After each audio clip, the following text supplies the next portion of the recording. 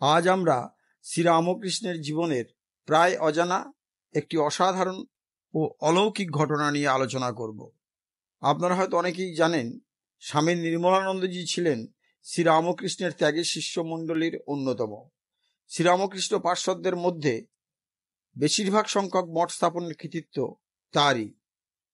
তিনি যে শুধু তার নামে অসংখ্য সেন্টার স্থাপন করেছেন শুধু তাই নয়, সেই সব সেন্টারগুলির সাধারণ ভক্ত ও সাধু ব্রহ্মচারীদের আধ্যাত্মিক উন্নতির জন্য সর্বদা তিনি সচেষ্ট থাকতেন।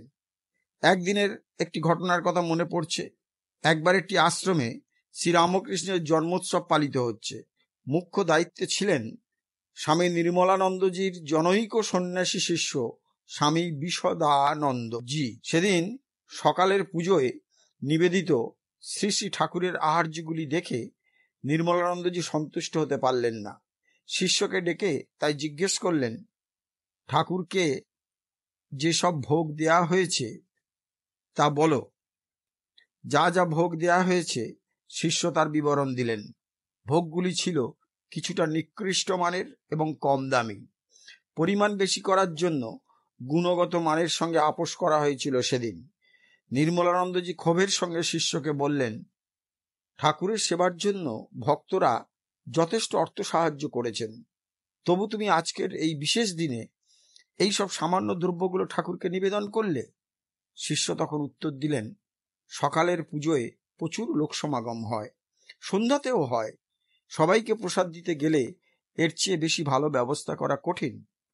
নির্মলানন্দজি উত্তেজিত হয়ে বলে উঠলেন, আমি তো তোমাকে উপস্থিত লোকদের কি দেবে সে কথা জিজ্ঞাসা করিনি। জিজ্ঞাসা করেছি ঠাকুরকে কি কি দেয়া হয়েছে।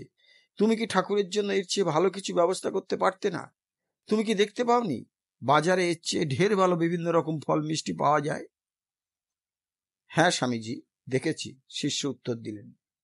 তাহলে কেন তুমি ঠাকুরের জন্য কয়েক আনা খরচ করে কিছু ভালো ফল মিষ্টি কিনে ভোগ দিলে না? কেন সকলের মধ্যে বিতরণের কথা আগেই চিন্তা করলে? এটা কি তোমার ভক্তির অভাব নয়? তুমি ঠাকুরকে ভালো কিছু দেবার প্রয়োজনই অনুভব করলে না? তিরস্কারের সুরে বললেন স্বামী নির্মলানন্দজি। হ্যাঁ স্বামীজি, এটা অবশ্যই আমার ভক্তির ঘাটতি, নতমস্তকে উত্তর দিলেন শিষ্য। এরপর নির্মলানন্দজি অকস্মাৎ স্তব্ধ হয়ে গেলেন, কিন্তু তার দুই চোখ জলে ভরে গেল। তিনি কাঁদতে কাঁদতে বললেন, আজকের দিনে শ্রীগুরু মহারাজ আহার্য গ্রহণ করলেন না, তিনি অভুক্ত থাকলেন, তাই আমিও আজ কিছু খাবো না। গুরু মহারাজ কিছু খেলেন না। এ কথা বলতে বলতে নির্মলানন্দজি শিশুর মতো ফুঁপিয়ে ফুঁপিয়ে কাঁদতে লাগলেন। এই দৃশ্য দেখে সকলে নির্বাক স্তম্ভিত হয়ে রইল। এদিকে যাই হোক, নির্মলানন্দজি যখন শুনলেন যে শ্রী শ্রী ঠাকুরকে ভোগ নিবেদনের আগেই ওই ভোগ অন্যদের মধ্যে বিতরণের কথা চিন্তা করা হয়েছে, তখন নির্মলানন্দজি কাঁদতে লাগলেন আর বলতে লাগলেন, আজ শ্রী শ্রী ঠাকুরের জন্মতিথি, আর আজকের দিনেই তিনি অভুক্ত রইলেন। ভক্ত মহাপুরুষের এই কন্দনে আশ্রমের বাতাস ভারী হয়ে এলো। বহু অনুরোধ করা সত্ত্বেও নির্মলানন্দজি সেদিন কিছুই খেলেন না। সেদিনের এই ঘটনায় শিষ্য বিশদানন্দজি তার ভুল বুঝতে পেরে এবং গুরুর এই মানসিক যন্ত্রণা ও ক্রন্দন দেখে জীবনমৃতবৎ হয়ে রইলেন। সেদিনের মতো উৎসব মিটে গেল, কিন্তু শিষ্যের মনে যথার্থ ইষ্ট সেবার আদর্শটি চিরকাল ভাস্বর হয়ে রইল। এইভাবেই নির্মলানন্দজি শেখাতেন আচরণের মধ্য দিয়ে, দৃষ্টান্তের মধ্য দিয়ে, ভাবের মধ্য দিয়ে কিভাবে শ্রী শ্রী ঠাকুরের পুজো করতে হয়। শ্রী শ্রী ঠাকুরের পুজো কিভাবে করা উচিত এ কথা জিজ্ঞাসা করা হলে নির্মলানন্দজি বলেছিলেন, পুজো যেন যন্ত্রের মতো নিষ্প্রাণ না হয়। শ্রীরামকৃষ্ণকে জীবদ্দশায় তার সেবা করতে যদি তোমাকে বলা হতো, তাহলে কিভাবে সেটা করতে? ঠিক সেভাবেই তার পুজো করবে, তার জীবন্ত উপস্থিতি অনুভব করবে।